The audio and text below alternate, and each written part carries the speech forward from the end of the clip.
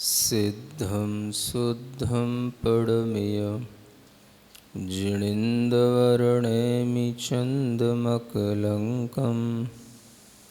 गुडरयणभूषडुदयं जीवस्य परुवणं वोच्छम्। जीवकांड ग्रंथराज के स्वाध्याय में ज्ञान मार्गणा के माध्यम से मनः परे ज्ञान का वर्णन चल रहा है। दो प्रकार के मनः परे ज्ञान आपको बताए गए हैं, जिनमें ऋजुमति 3 प्रकार का होता है और विपुलमति 6 प्रकार का होता है। ऋजुमति ज्ञान और विपुलमति ज्ञान की विशेषताएं जो जानने में आती हैं वो कुछ बताई गई हैं और कुछ आगे बताया जाना है। गाथा नंबर आज पढ़ते हैं 442। सब्बंग संभव चिन्ना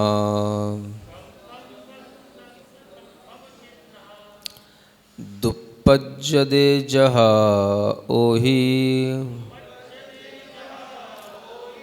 मणपज्जवं च दब्ब मणादो उपज्जदे नियमा।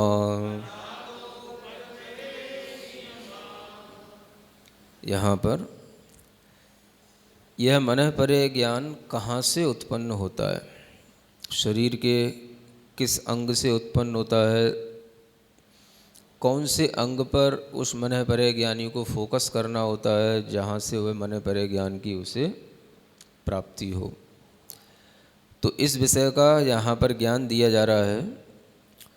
सब अंग संभव छिन्नाद उपज्जदे जहा ओई।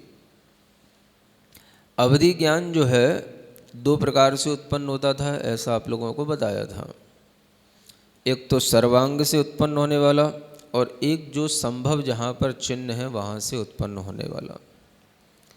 जो भव प्रत्यय अवधि ज्ञान होता है वो सर्वांग से होता है और जो गुण प्रत्यय होता है वो किसी चिन्ह विशेष से उत्पन्न होता है, ऐसा आपको अवधि ज्ञान के विषय में बताया था। तो उसी को यहाँ पर लेकर के कह रहे हैं कि जिस प्रकार से अवधि ज्ञान सर्वांग से या किसी संभव चिन्हों की अपेक्षा से उत्पन्न होता है, मनः परे ज्ञान जो है वो द्रव्य मणादो उपज्जदे नियमा, वह नियम से द्रव्य मन से उत्पन्न होता है। किससे? हाँ, मतलब कि जो आत्मा उस मनः परे ज्ञान का अपने अंदर प्रत्यक्षीकरण करने के लिए उद्यत होगा, उसे पहले द्रव्य मन का आलम्बन लेना पड़ेगा। तो अपना भी मन का आलम्बन लेना पड़ता है और दूसरे के भी मन का आलम्बन लेना पड़ता है, क्योंकि अपने मन में वह उत्पन्न होगा और दूसरे के मन के माध्यम से उस पदार्थ को जानेगा। तो ज्ञान की प्रवृत्ति और ज्ञेय की प्रवृत्ति, ज्ञान की प्रवृत्ति भी अपने मन में होगी और जो ज्ञेय है जिसको उसे जानना है उसकी प्रवृत्ति भी किसी न किसी के मन में होगी। इस तरह से यहाँ पर मनः परे ज्ञान में मन की मुख्यता है और वह मन जो है वो द्रव्य मन को ही मुख्य रूप से यहाँ पर लिया गया है। तो वो द्रव्य मन क्या होता है, कहाँ स्थित होता है, उसके बारे में भी आगे की गाथा में बताया जा रहा है। गाथा नंबर 443। हिदि होदिहु दव्वमणं वियसिय अट्ठच्छदारविन्दं वा अंगो वंगुदयादो मणवगण खंददो नियमा। देखें, मन कहाँ होता है, लोग पूछते रहते हैं ना, ये मन कहाँ है, इसका कोई ठिकाना है भी है कि नहीं महाराज? सुनिए आप, इसका क्या ठिकाना है। हिदि होदिहु दव्य मणम, ये द्रव्य मन यानी आत्मा के अंदर या शरीर के अंदर जो मन का रचना है, मन का अवस्थान है, वो कहाँ होता है? तो आचार्य कहते हैं हिदि। हिदि माने आपके हृदय में, है ना। अब ये हृदय कौन सा है भाई? जहाँ पर ये द्रव्य मन होता है, और यह द्रव्य मन कैसा होता है? तो आगे लिखा हुआ है विकसित अट्ठ छद। छद माने होता है दल वाला, अरविंद माने जो कमल है। तो जिसके 8 पत्तों वाला कमल हो और वो खुला हुआ हो, बंद वाला नहीं, कैसा? खुला हुआ। मतलब कि जो द्रव्य मन की रचना है वो खुले हुए अष्टदली कमल के आकार की हमेशा बनी रहती है। इसका मतलब ये हो गया कि आज जो मन की रचना है वो हमेशा विकसित रहती है, उसे किसी सूरज की आवश्यकता नहीं है। मन हमेशा खुला हुआ रहता है, यानी वो हमेशा काम करने के लिए तत्पर है।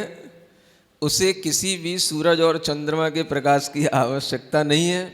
वो हमेशा एक ही स्थिति में अपना रचना बनाए हुए है, और वह सामान्य जो कमल होते हैं उनकी तरह न तो बंद होता है न मुरझाता है, वो एक ही स्थिति में रहता है। क्योंकि यहाँ पर लिखा है कि उसकी रचना खुले हुए 8 दल वाले कमल की तरह है ना। और वो कहाँ है? हृदय में है। माने वो जैसे रचना हमने किसी तरह से कर दी, जैसे आपकी आँखों की रचना एक बार हो गई शरीर में, तो कान की रचना एक बार हो गई शरीर में, तो वो उसी तरह से बनी रही, है ना। तो उसी तरह से हृदय में द्रव्य मन की रचना हो जाती है। अब आप ये विचार कर सकते हैं कि आजकल पूरा का पूरा हृदय ही जो है क्या कर देते हैं? ऑपरेट तो करना ठीक है, अरे बाईपास नहीं कह रहा, हाँ ट्रांसफ़र कर देते हैं। समझ आ रहा है ना? मतलब जैसे आदमी का ट्रांसफ़र होता है ऐसे ही जो है आदमी के हृदय को भी हाँ ट्रांसप्लेशन कर देते हैं। तो हाँ, वो जो ट्रांसप्लांटेशन है उसका मतलब यह है कि एक का हृदय निकाल करके दूसरे में लगा दिया, है ना। अब ये सोचने की बात है कि अगर हृदय में वह द्रव्य मन है तो क्या उसका मन भी उसमें चला गया है? सोचना तो पड़ेगा उसका मन उसमें चला गया तब तो बड़ी आफत हो जाएगी क्योंकि वो जिस घर में रह रहा था, जो चीज़ें वो जानता था, जो उसके फैमिली के लोग थे, उसका जो है स्विच है ना फिर दूसरी जगह खुलेगा तो जिसका हृदय लगा दिया वो उसी की बात जानेगा, उसी के मन में वो रहेगा। तो ऐसा क्यों नहीं होता? जबकि यहाँ लिखा है हृदय में द्रव्य मन की रचना होती है। तो क्या करना है, क्या समझना है आपको?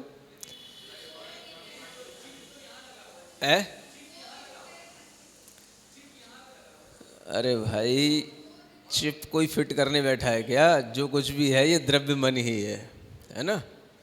तो इससे आपको ये समझना है कि हृदय में होता है तो हृदय में तो होता है, लेकिन जरूरी नहीं है कि हृदय का मतलब जो हृदय आप समझ रहे हो या पकड़ रहे हो या उसकी सर्जरी कर रहे हो, वही हृदय जो है उसका मूल भाग है।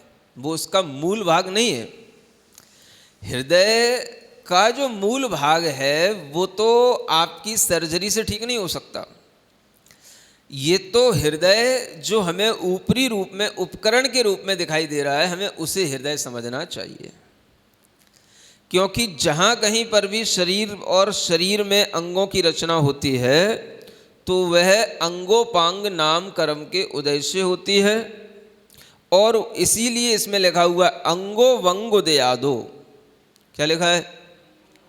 अंगोपांग नाम कर्म के उदय से यह रचना होती है। तो जब अंगोपांग नाम कर्म के उदय से कहीं पर रचना होगी तो जो रचना वास्तव में शुरू होती है आत्म प्रदेशों के माध्यम से, फिर पुद्गलों के माध्यम से, वह रचना निवृत्ति रूप कहलाती है। और जो रचना फिर आगे बड़ी होकर के बढ़ कर के हमें उपकरण के रूप में दिखाई देती है, वो रचना हमारे पकड़ में आती है। तो जैसे आपने आँख कान के विषय में सुन रखा है कि रचना आँख कान की भी होती है निवृत्ति रूप में और उपकरण रूप में। हम जब भी किसी चीज़ में कोई भी सर्जरी करते हैं या किसी भी तरीके की कोई भी हम उसमें इधर उधर उसका किसी भी तरीके से आदान प्रदान करते हैं तो उसमें हम केवल उसके उपकरण का ही आदान प्रदान कर सकते हैं। क्या समझे? जो भीतर हृदय जिसकी रचना मूल रूप में हुई है, वो मूल रूप में रचना उसकी वहीं बनी रहेगी और वहीं मूल रूप में उसके अंदर द्रव्य मन की भी रचना होगी, क्योंकि हृदय के अंदर ही यह द्रव्य मन को बताया गया है ना। हाँ, तो आप जो ट्रांसफर कर रहे हैं वो सब ऊपर की चीज है, वो है ना, जिसमें आप किसी भी तरीके से बाईपास सर्जरी भी कर लें, कहीं भी उसको आप किसी भी तरीके से कोई भी नस कहीं की जोड़ के कहीं भी लगा दें, उसकी जो पंपिंग हमें दिखाई देती है वो सारा का सारा ये ऊपर का उसका सांचा कहो, ढांचा कहो, जो कुछ भी कहो उसको कह सकते हो है ना। भीतरी जो चीज़ है उसको हम कोई भी हाथ वहाँ तक नहीं पहुँच सकता और वो हमारे किसी भी माइक्रोस्कोप वगैरह से भी देखने में नहीं आ कर सकता। तो ऐसा जान करके आपको जानना है कि हृदय में द्रव्य मन की रचना है, 8 दल के कमल वाली है, अंगोपांग नाम कर्म के उदय से होती है। तो जो रचना नाम कर्म के उदय से हो रही है वह नाम कर्म भी आपको दिखाई नहीं देता है, और जब उसकी निवृत्ति होगी तो वह रचना भी आपको ग्रहण करने में नहीं आती है। मणवग्गण खंददो नियमा, ये जो रचना है वो नियम से मनोवर्गणा के स्कंदों से बनती है। किससे? हर एक वर्गणाएं अपने आप में अलग अलग होती हैं और उनका काम भी अलग अलग होता है। भाषा वर्गणा का काम अलग है, कर्म वर्गणा का काम अलग है, इसी तरह से मनः वर्गणा का काम अलग है। तो मन की जो रचना होगी, जो मन के रूप में परिणमन करने की योग्यता वाले पुद्गल स्कंद हैं, उन्हीं से मन की रचना होगी।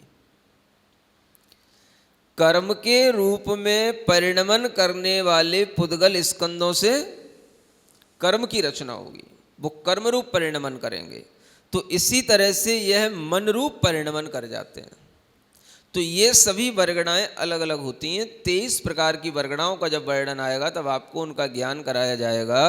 उनमें ये वर्गणाएं हमारे काम में आती हैं और इन वर्गणाओं में जिस तरह की योग्यता है उसी तरह का ही परिणमन होगा। ऐसा नहीं होगा कि मनोवर्गणा कर्म वर्गणा के रूप में परिणमन कर जाए या कर्म वर्गणा मनोवर्गणा के रूप में परिणमन कर जाए। हर एक पुद्गल स्कंद की अपनी अपनी योग्यता है और वह पुद्गल स्कंद जैसे ही निमित्त किसी भी तरह का बाहरी अपने लिए प्राप्त करता है तो उसमें परिणमन की योग्यता होने के कारण से वो परिणमन कर जाता है। समझ आ रहा ना? परिणमन किससे होता है? उस द्रव्य की अपनी योग्यता से। अगर द्रव्य में योग्यता नहीं है तो उसमें परिणमन नहीं हो सकता है। यही चीज आपको हमेशा कही गई है, द्रव्य परिणमित होता है लेकिन अपनी योग्यता के अनुसार परिणमित होता है ना। आपके अंदर अगर योग्यता है परिणमन की तो आप परिणमित होंगे। कोई आपको बलात् परिणमित नहीं करा सकता, जबरदस्ती नहीं कर सकता।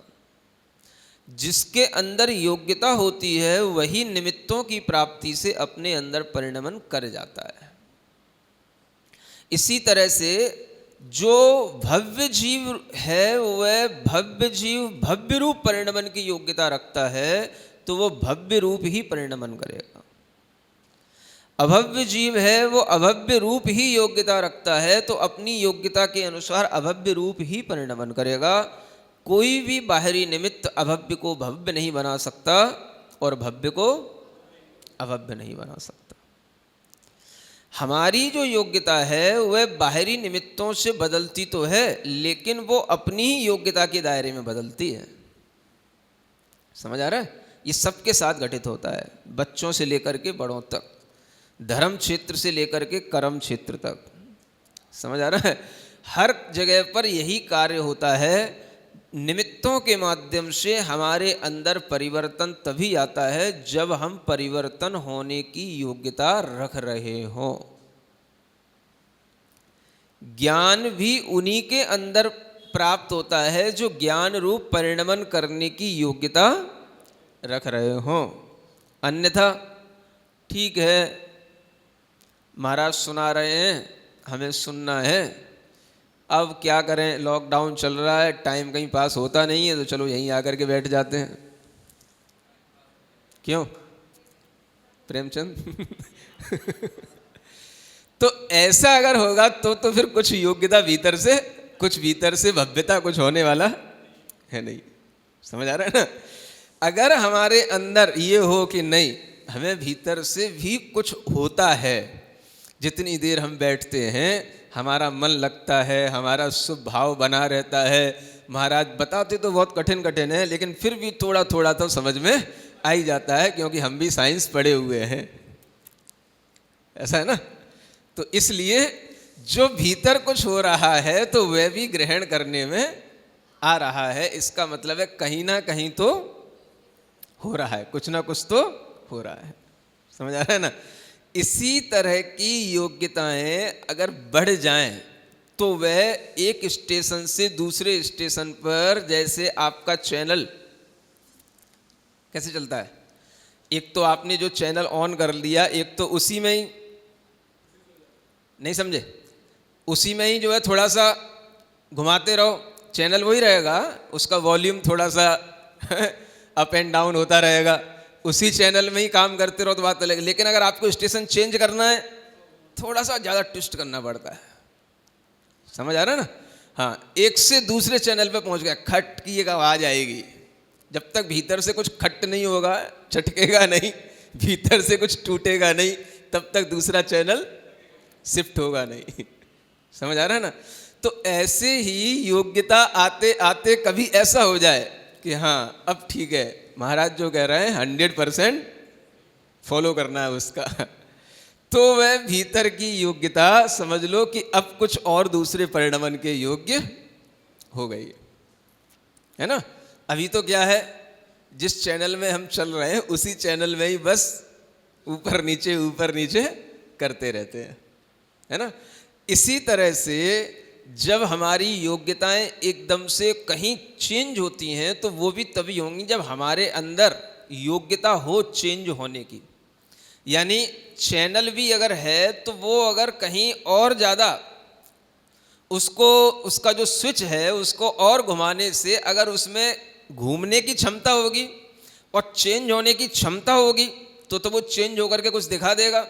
अगर मान लो आपने कोई ऐसा रेडियो या ऐसा कोई टीवी सेट ले रखा जिसमें एक ही चैनल है और आप उसको जबरदस्ती घुमाए जा रहे हो तो वो और टूट जाएगा। नहीं समझे? आ रहा समझ में ना?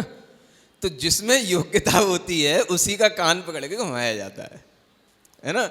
योग्यता है भाई, इस टीवी में 20 चैनल आएंगे तो 20 बार भी अगर आप उसको कट करोगे तो 20 चैनल बदलेंगे, योग्यता है उसमें।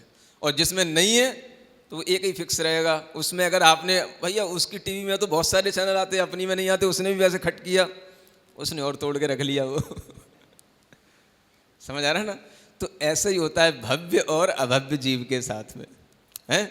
भव्य जीव की योग्यता है बढ़ती जाती, क्योंकि उसके पास चैनल हैं, वो निमित्तों के प्राप्ति से उसको बदल लेता है। और अभव्य है वहीं का वहीं रहता है, उसमें कुछ बढ़ोतरी नहीं होती है। तो ऐसे यह योग्यताएं अपने अंदर पड़ी होती हैं। बाहरी जो सहयोग मिलते हैं, बाहरी हमें जो हेल्पलाइन मिलती है, उससे हम कितना अपने आप को चेंज कर लेते हैं, ये हमारी योग्यता पर निर्भर होता है। तो चाहे पुद्गल में परिवर्तन हो, चाहे जीव की बात हो, होता तो इसी नियम के अनुसार काम है कि आपको जैसे वर्गणाओं के लिए बताया जा रहा है, जो मन की वर्गणाएं हैं तो मन रूप में परिणमन कर जाती हैं, कर्म वर्गणाएं कर्म रूप में परिणमन कर जाती हैं, वैसे ही जिनके अंदर अच्छी योग्यताएं हैं वो निमित्तों को प्राप्त करके अच्छे बन जाते हैं, और जिनके अंदर योग्यताएं ठीक नहीं होती हैं तो उन्हें वैसे ही निमित्त मिल जाते हैं तो वे उसी रूप में परिणमन कर जाते हैं, है ना? तो ये सब बड़ी चीज़ है द्रव्य की अपनी योग्यता। तो यही यहाँ पर समझना है कि मनोवर्गणाओं के स्कंधों से बना हुआ मन ही हृदय में अंगोपांग नाम कर्म के उदय से बनता है, और उस मन के लिए बाद में भी जो पोषण मिलेगा, उस मन का जो स्थायित्व रहेगा, वो भी मनोवर्गणा के द्रव्य के ही ग्रहण से रहेगा और किसी से नहीं, है ना। हाँ, यहाँ आपको 8 दलीय कमल की बात कही जा रही है ना। हृदय में 8 दलों का कमल। अब आप अपनी कल्पना से ध्यान करने के लिए चाहे 12 का बना लें, चाहे 12,000 का बना लें, उससे कोई फर्क नहीं पड़ता, लेकिन मूल में कितना होता है? 8 दल वाला होता है, ठीक है ना। चलो इसी मन के बारे में थोड़ा सा और समझते हैं। आगे गाथा 444। नो इंद्रियम तिषण्णा तस्य हवे शेष इंद्रियाणं वा वत्तत्ता भावादो मणमणपज्यं च तत् हवे। क्या कहते हैं? नो इंद्रियम तिषण्णा, इस मन की एक संज्ञा दी गई है। क्या बोलते हैं इसको? नो इंद्रिय। क्या बोलते हैं? बोल के बोलो। नो इंद्रिय, है ना। इस मन की संज्ञा है। तस् हवे यानी उसके लिए होती है। शेष इंद्रियाणम वा, शेष इंद्रियों की तरह। जैसे अपनी अपनी अलग अलग इंद्रियां हैं, उन इंद्रियों की अलग अलग संज्ञा है कि नहीं? ये रसना इंद्रिय है, ये चक्षु इंद्रिय है, ये कर्ण इंद्रिय है। इसी तरह से यह मन को क्या कहा जाता है? नो इंद्रिय। नो इंद्रिय, है ना। क्योंकि वत्तत्ता भावादो, है ना, व्यक्तपने का अभाव होने से इसे नो इंद्रिय कहा गया है। किसका अभाव होने से? व्यक्त। व्यक्त माने ये प्रकट नहीं दिखाई देता है ना। जैसे आपको आँख, कान इत्यादि इंद्रियाएं प्रकट दिखाई देती हैं, अपने किसी ना किसी इंद्रिय गोचर हो जाती हैं, वैसे ये मन किसी का किसी के भी इंद्रिय या स्वयं के भी इंद्रिय से गोचर नहीं होता है। गोचर माने उसका विषय नहीं बनता है। इंद्रिय गोचर, है ना। कई लोग पूछते हैं महाराज गोचर क्या होता है ना। गोचर माने उसका विषय बनना, है ना।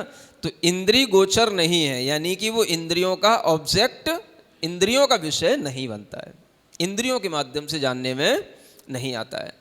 तो इसलिए उसको इंद्रिय भी कहा गया है, लेकिन नो इंद्रिय कहा गया है।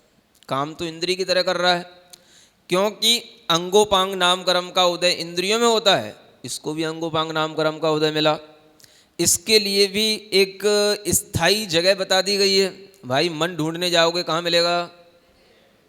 आप कहीं भी ढूंढने जाओ तो ढूंढ लेना, ठीक है ना। मैंने आपको ठिकाना बता दिया है। दुनिया में आज तक किसी को ठिकाना नहीं पता कि मन कहाँ रहता है ना। लेकिन मैंने आपको बता दिया मन आपको कहाँ मिलेगा? हृदय में। चूंकि हृदय में मन होता है, इसीलिए हृदय के आधार से मन होने के कारण से हम मन को ही हृदय और हृदय को भी मन कह लेते हैं। क्या समझे? दोनों चीज़ें एक ही जगह पे मिलेंगी ना।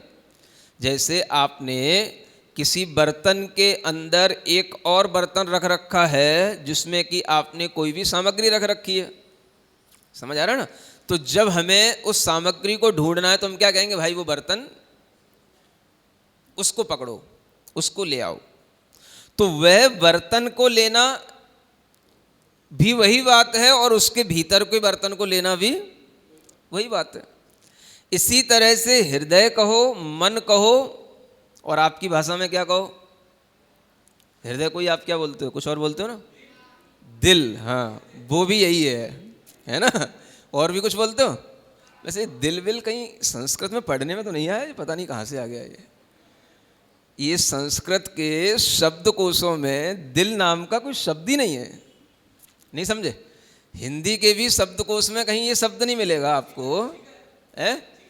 जिगर अलग चीज होगी, जिगर बोलते हैं लीवर को यकृत को बोलते हैं हाँ नहीं, दिल अलग है, जिगर अलग है, ये बात अलग है। सब चीज़ मजबूत होनी चाहिए हाँ, जिगर मजबूत होने का मतलब है लीवर मजबूत होना चाहिए, उससे डाइजेशन होता है ना। हाँ, रसगुल्ला खाओगे तो मीठा बनेगा, कौन कौन डाइजेस्ट करेगा लीवर। समझ आ रहा है? कोई भी भारी चीज़ खाओगे डाइजेस्ट कौन करता है? लीवर। मजबूती कहाँ से आएगी? लीवर, इसलिए लीवर मजबूत होना चाहिए, ठीक है ना। तो मेरा कहने का मतलब ये था कि मैंने कहीं भी संस्कृत साहित्य के शब्दकोशों में, हिंदी साहित्य में कहीं पर भी ये दिल शब्द नहीं पढ़ा है। हाँ, अभी आप ही खोज के बताना मुझे, फारसी है कि उर्दू है, क्या है ये है। और बड़ा इसका प्रचलन है भाई, है? इसका बाजार भी बहुत गर्म रहता है। और कोई जो भारतीय साहित्य के शब्द हैं उनका कोई प्रयोग ही नहीं करता। मन है, हृदय है, अंतःकरण, एक शब्द क्या आता है, अंतःकरण। कितने अच्छे अच्छे शब्द हैं साहित्य के अंदर। पता नहीं क्यों आप लोग कौन सी दुनिया में रहते हो, कौन सा गूगल की चक्कर में पड़े रहते हो, क्या देखते हो, क्या सीखते हो, भाई समझ में नहीं आता।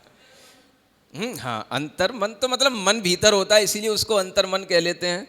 लेकिन अंतःकरण ये भी इसका एक नाम है। करण माने होता है इंद्री, तो अंतरंग की इंद्री है ये, भीतरी इंद्री है जो हमें पकड़ में नहीं आती, व्यक्त नहीं है ये, है ना, लिखा ना वत्तता भावादो। तो यह इंद्री व्यक्त नहीं है, लेकिन इंद्री तो है, इंद्री की तरह इसकी रचना हुई है।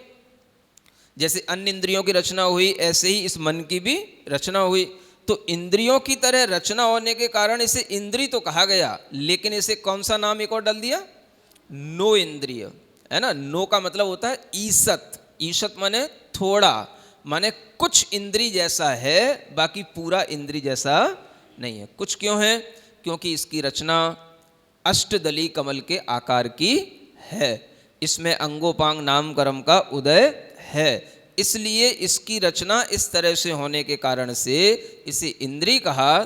किंतु यह व्यक्त नहीं होता है इंद्रियों की तरह, इसलिए इसे नौ इंद्री कहा। अब देखो इसमें एक बात और है, आगे लिखी हुई भी है, मण मण पज्यम च तत्थ हवे। अब देखो मन और मनः पर्यय उसमें होता है। अभी समझे इसको क्या कहा जा रहा है, ये तो द्रव्य मन बताया जा रहा है। अभी आपका जो मन है वास्तव में वो नहीं है, क्या समझे, ये क्या है, अभी ये द्रव्य मन है। अब आपका जो मन है वो इसमें होता है, जिसे हम भाव मन कहते हैं, है ना, जो हमारे ज्ञान से विचार से चलता है, उसकी परिणति, उसकी उत्पत्ति, उसकी क्रिया इसी द्रव्य मन में होती है, और इसी में होकर के फिर वो सब जगह हो जाती है। शुरुआत कहाँ से होगी, तो इसी द्रव्य मन से होगी। द्रव्य मन में ही मन होता है, लिखा है ना, और द्रव्य मन में ही मन पज्जव होता है, मन में मनः पर्यय ज्ञान होता है। तो ये दो चीजें आपको याद रखना है कि हृदय में द्रव्य मन होता है, और द्रव्य मन में ही भाव मन होता है, और उसी द्रव्य मन में ही मनः पर्यय ज्ञान की उत्पत्ति होती है। क्या समझे, है ना, क्योंकि द्रव्य मन में ही यह मन होगा, और उसी मन के अंदर जो पदार्थ का चिंतन चल रहा होगा उसी को पकड़ेगा, नाम ही मनः पर्यय है, और उसके साथ जो ज्ञान काम करे उसका नाम मनः पर्यय ज्ञान है। तो मनः पर्यय ज्ञान कहाँ पर होगा, द्रव्य मन में, है ना, और भाव मन भी कहाँ पर होगा, द्रव्य मन में। ये यहाँ पर आपको बताया गया। इसलिए द्रव्य मन और भाव मन का स्वरूप जानना, मनः पर्यय ज्ञान की प्रवृत्ति किस मन में कहाँ होती है, ये बताने के लिए आपको ये दो गाथाएं दी गई थी, ठीक है ना।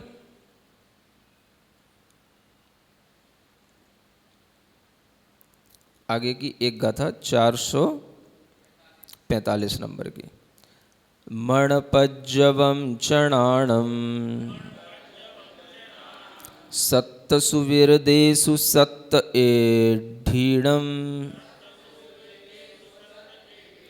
एगादिजुदेशु हवे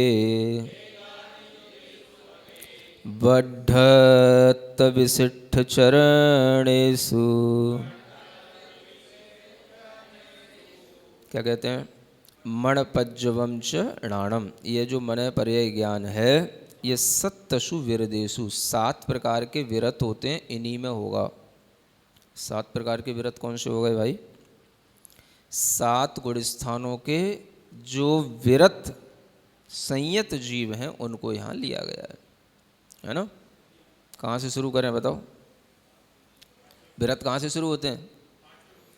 5वें शुरू हो जाते हैं। अरे भाई उन्हें तो देश व्रत कहते हैं, है ना, एक देश व्रत कहते हैं। उनको नहीं शुरू करना, उनको कभी मने परे ज्ञान नहीं होता।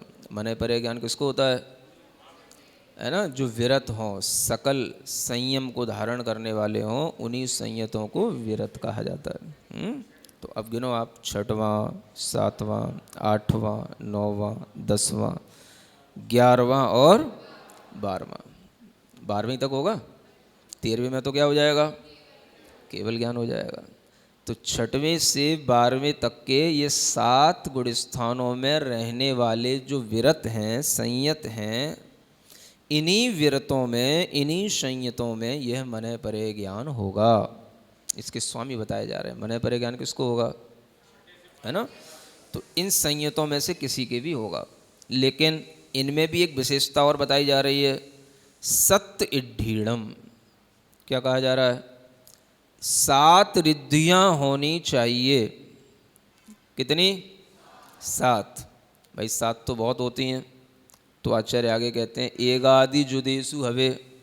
एक आध तो नहीं समझ में आ रहा है?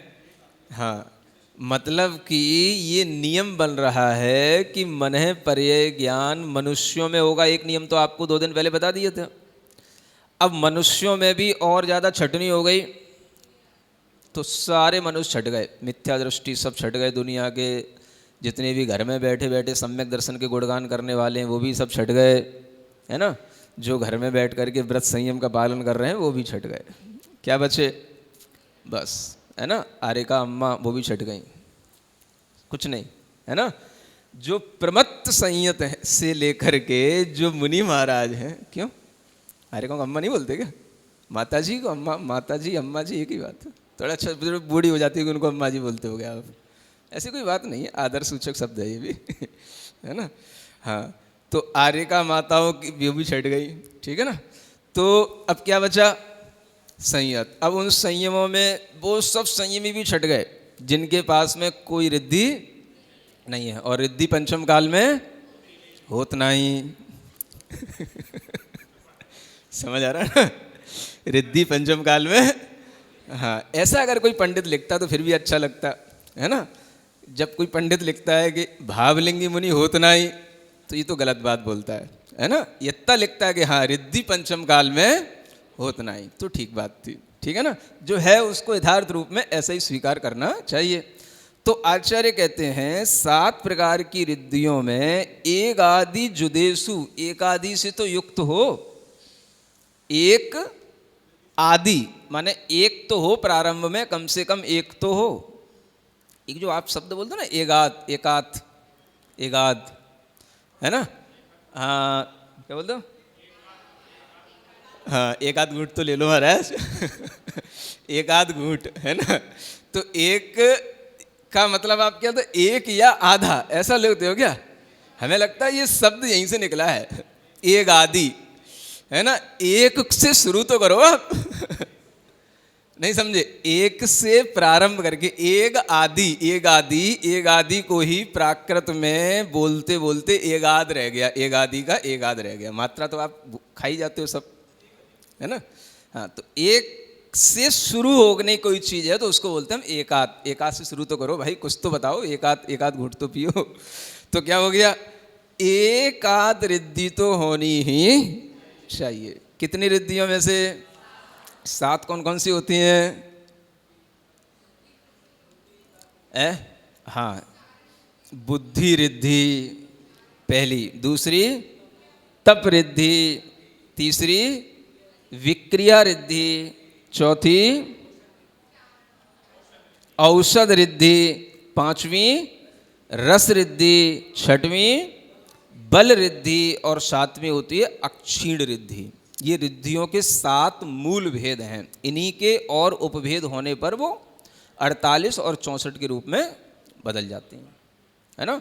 ये 7 मूल रिद्धियाँ हैं। तो इन 7 रिद्धियों में से कोई रिद्धि वाला होना चाहिए। तो इसका मतलब है वर्तमान के जितने भी, चाहे आचार्य हों, चाहे उपाध्याय हों, चाहे साधु हों, सब छट गए, है ना। माने मन परे ज्ञान पंचम काल में किसी को भी भरत क्षेत्र में होत नहीं, है ना, ये बात तो पक्की हो गई। ठीक है, हवे बढ़ंत विशिष्ट चरणेशु। अब देखो अभी भी छोड़ नहीं रहे, क्या समझे, छटनी जारी है अभी भी। रिद्धियों में भी अगर किसी को रिद्धियां हैं तो उनको रिद्धियों से सम्यक मन परे ज्ञान हो जाए, ये भी कोई कंडीशन नहीं है ना। इसमें भी एक कंडीशन और डाली जा रही है, ऐसे रिद्धिधारी मुनीश्वर होने चाहिए जिनका चारित्र विशिष्ट हो और हमेशा वृद्धिंगत हो।